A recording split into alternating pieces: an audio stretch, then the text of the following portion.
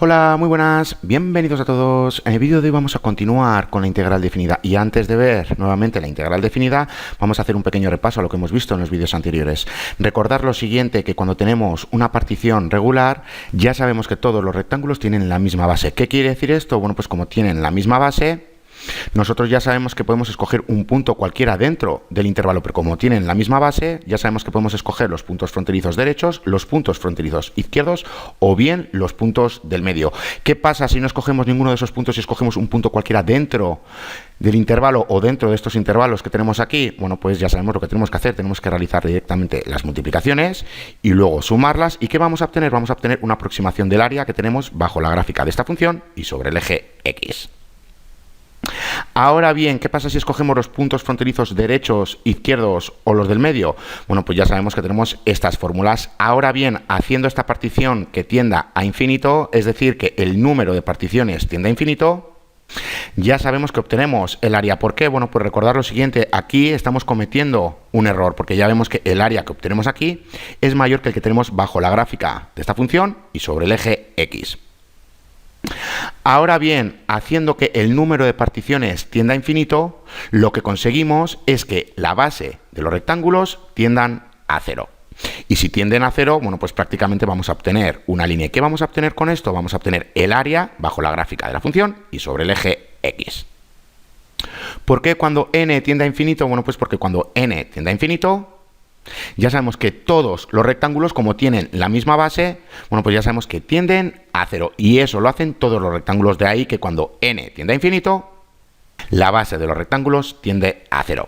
¿Qué pasa si tenemos una partición no regular? Bueno, pues recordar que tenemos la suma de Riemann, aquí tenemos una partición no regular, pero ya sabemos lo que tenemos que hacer. Tenemos que escoger un punto de muestra que esté dentro de los intervalos y luego realizar las correspondientes multiplicaciones y luego una vez que las sumamos vamos a obtener una aproximación del área que tenemos bajo la gráfica de esta función y sobre el eje X, siempre y cuando la función sea no negativa.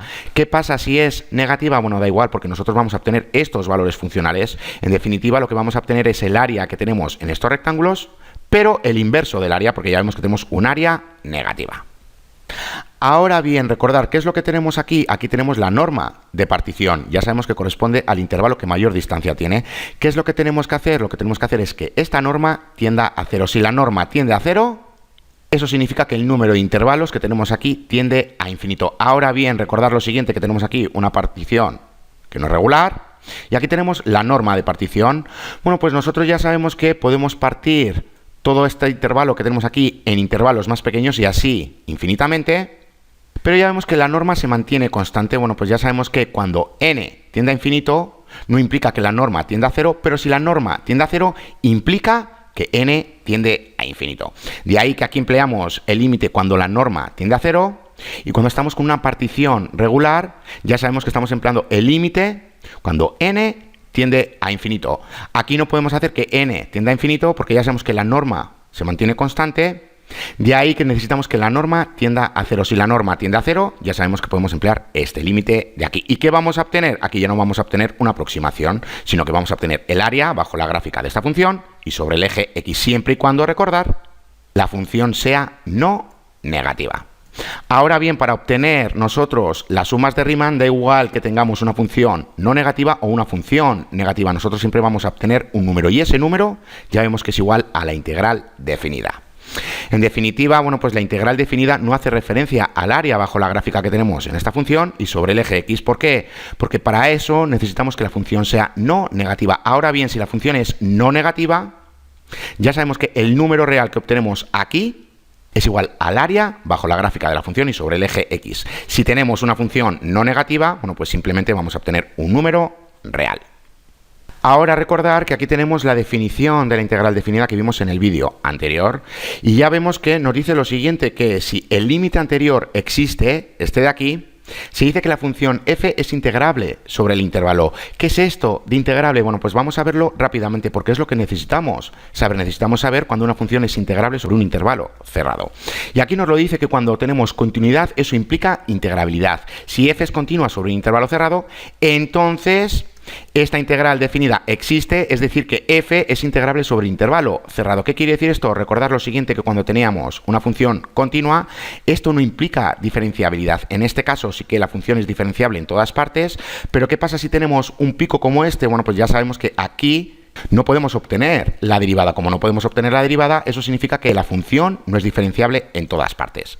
Entonces ya sabemos que la continuidad no implica diferenciabilidad. Ahora bien, la continuidad sí que implica integrabilidad. ¿Por qué? Porque ya vemos que en estos dos ejemplos siempre podemos obtener los valores funcionales. Da igual que estemos en el pico, nosotros sí que podemos obtener su valor funcional. De ahí que cuando tengamos continuidad sobre un intervalo cerrado, eso significa que la función es integrable para ese intervalo cerrado. Ahora bien, como se trata de obtener valores funcionales, ¿qué pasa si tenemos una discontinuidad? Bueno, pues si tenemos una discontinuidad nos dice lo siguiente, que si una función f está acotada, esto de acotada ya sabemos que hace referencia al rango de la función sobre el intervalo cerrado, es decir, que existe una constante positiva tal que se cumpla esta desigualdad de aquí para toda x en el intervalo, y tiene un número finito de discontinuidades, entonces se dice que f es integrable sobre el intervalo cerrado. Bueno, pues vamos a ver dos casos donde tenemos discontinuidad y vamos a ver que realmente la función es integrable y también no es integrable. Bueno, pues en el primer caso ya vemos lo siguiente, aquí la función no es continua, pero ya vemos que es integrable. ¿Por qué? Porque podemos obtener siempre su valor funcional dentro de este intervalo cerrado que va desde 0 a 3. Y ya lo vemos. ¿Cuál es el rango de esta función? Bueno, pues ya vemos que va desde 1 hasta 4. Y dentro de este rango nosotros siempre podemos obtener el valor funcional. Y ya lo vemos que desde 0 hasta el 2 sin incluirlo, vamos a obtener siempre un valor funcional. Ahora bien, si estamos desde 2 hasta 3, incluyéndolos, también siempre vamos a obtener un valor funcional. Y aquí lo tenemos. ¿Qué significa esto? Que por mucho que la función en este caso sea discontinua, ya vemos que es integrable porque podemos obtener siempre su valor funcional. ¿Dónde nosotros no podemos obtener un valor funcional cuando la función es discontinua? Bueno, pues en este otro ejemplo de aquí. Ya vemos que aquí el valor funcional tiende a infinito y aquí tiende a menos infinito. ¿Qué significa eso? Que como no podemos obtener el valor funcional, eso significa que la función no es integrable sobre este intervalo cerrado. Y por mucho que escojamos que b se aproxime a este valor funcional, nunca vamos a llegar a este valor funcional porque aquí ya vemos que el valor funcional tiende a infinito y aquí tiende a menos infinito. Bueno, pues ya hemos visto dos casos donde tenemos una discontinuidad, pero ya vemos que en un caso sí que teníamos la función que era integrable y en este caso, bueno, pues ya hemos visto que la función no es integrable. ¿Dónde es integrable? Donde nosotros podamos obtener siempre el valor funcional sobre un intervalo cerrado. Ahora, esto de la integral definida también lo podemos aplicar para cualquier partición. Aquí tenemos una partición regular y nos dice lo siguiente, que si se sabe que una integral definida existe, por ejemplo, el integrando es continua sobre un intervalo cerrado, recordar que continuidad sí que implica integrabilidad, entonces ya vemos que este límite de aquí existe para cualquier forma posible de partición y para toda forma posible de escoger un número de muestra en los subintervalos que tenemos. Bueno, pues ya lo hemos visto que cuando teníamos una partición no regular, bueno, pues ya sabemos que este límite realmente es igual a la integral indefinida. Pero como nos está diciendo aquí que esto nos sirve para cualquier partición, aquí tenemos una partición regular, bueno, pues escogiendo los puntos fronterizos derechos como puntos de muestra, ya vemos que este límite de aquí es igual a la integral definida. En definitiva, la integral definida nos vale para cualquier partición, siempre y cuando, bueno, pues la función sea integrable sobre intervalo cerrado. ¿Cuándo es integrable? Bueno, pues ya hemos visto cuando una función es continua sobre intervalo cerrado y cuando tenemos una discontinuidad, siempre y cuando podamos obtener los valores funcionales sobre intervalo cerrado, la función va a seguir siendo integrable. Ahora bien, os había dicho que realmente con esto obtenemos un número real y no obtenemos el área de la función bajo la gráfica de una función y sobre el eje X. ¿Por qué esto es así? Bueno, pues porque realmente, como cuando estamos empleando una suma cualquiera, donde tengamos una función negativa y no negativa, ya sabemos que vamos a obtener valores funcionales tanto positivos como negativos. En definitiva, aquí vamos a obtener un número real. Ahora bien, este número real será igual al área bajo la gráfica de la función y sobre el eje X, siempre y cuando esta función sea no negativa. Bueno, pues aquí lo tenemos. Ya vemos lo siguiente, que si f es una función continua sobre un intervalo cerrado, ya sabemos que continuidad implica integrabilidad. Y si la función realmente es no negativa para toda x en el intervalo, entonces el área bajo la gráfica sobre el intervalo cerrado es igual a la integral definida. Recordad que con la integral definida obtenemos simplemente un número real, pero sería igual al área bajo la gráfica de la función y sobre el eje x, siempre y cuando la función sea no negativa. ¿Qué pasa si la función es negativa? Bueno, pues simplemente vamos a obtener un número real. Bueno, pues sabiendo todo esto, vamos a realizar un ejercicio. Bueno, pues tenemos que evaluar esta integral definida. Antes de nada, tenemos que saber si esta función es integrable sobre intervalo cerrado. ¿Cuál es el intervalo cerrado? Ya sabemos que vamos desde menos 2 a 1. Y como ya vemos que el integrando es x al cubo y tenemos este intervalo de aquí, ya sabemos que esta función es continua sobre este intervalo cerrado. Como es continua sobre este intervalo cerrado, eso significa que la función es integrable sobre este intervalo cerrado. Bueno, pues ¿cómo le damos solución? Ya sabemos que tenemos que emplear lo de las particiones. Ahora bien, vamos a emplear las particiones regulares porque ya sabemos que es mucho más simple. Bueno, pues empleando las particiones regulares, y esto ya lo hemos visto en vídeos anteriores, ya sabemos que tenemos que dividir este intervalo en n subintervalos más pequeños. Bueno, pues aquí lo tenemos. ¿Qué quiere decir esto? Que todos los subintervalos van a tener el mismo ancho, o lo que es lo mismo, que la base de cada rectángulo va a tener siempre la misma base.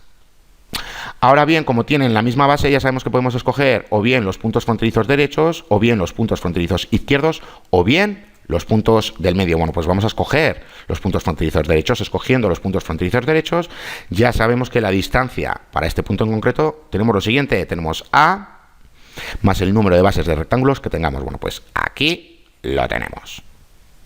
¿Qué es lo que nos falta? Ya sabemos que tenemos que obtener el valor funcional, y una vez que obtengamos el valor funcional ya sabemos que le tenemos que multiplicar por la base del rectángulo. Bueno, pues aquí tenemos el valor funcional y despejando el correspondiente exponente, bueno, pues ya vemos que obtenemos esto de aquí. A partir de aquí, ¿cómo le damos solución? Ya sabemos que tenemos que multiplicar todo esto por el ancho de cada intervalo, que como ya sabemos que se trata de una partición regular, siempre vamos a tener el mismo ancho. Bueno, pues aquí lo tenemos. Aquí tenemos la función que estamos empleando y simplemente le tenemos que multiplicar por el ancho. Y voy rápido porque esto ya lo hemos visto en vídeos posteriores. Simplemente estamos viendo que vamos a obtener con esta integral definida. ¿Qué es lo que vamos a obtener? Lo que obtengamos en la parte de la derecha. Y como tenemos una partición regular, ya sabemos cómo obtenerla. Bueno, pues continuamos. Retiramos esta constante de la suma. Aquí lo tenemos. ¿Y cuál era el valor funcional que habíamos obtenido? Esto de aquí. Bueno, pues simplemente lo sustituimos. ¿Cómo continuamos? Bueno, pues ya sabemos que tenemos lo siguiente. Ya sabemos que cuando tenemos una constante tenemos 8 por n. Cuando tenemos aquí, acá, ya sabemos que es igual a n por n más 1 entre 2. Cuando tenemos k al cuadrado ya sabemos que es igual a esto. Cuando tenemos k al cubo, bueno, pues ya sabemos que es igual a esto de aquí.